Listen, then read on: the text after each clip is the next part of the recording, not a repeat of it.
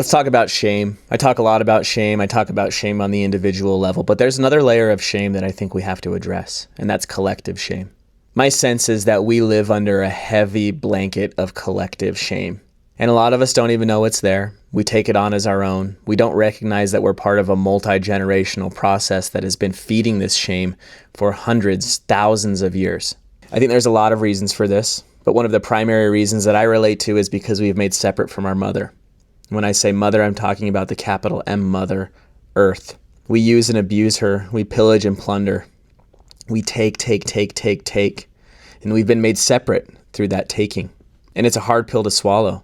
There aren't many adults who will stand up and look this in the eye and properly take responsibility for their grief. And it's specifically grief because a lot of us were just born into this system. I didn't choose for it to be this way. For sure, I've been complicit, but I've been complicit because I've been unconscious. And so when I say look it in the eye, it's not to berate myself or abuse myself for being bad.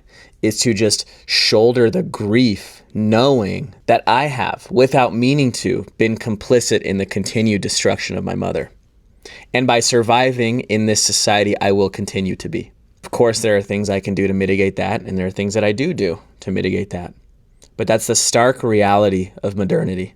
The more of us who can stand up and do this, I think the more likely we become to actually changing something. So while you didn't create the collective shame, it is your responsibility to contend with it. Remember, feeling is freedom.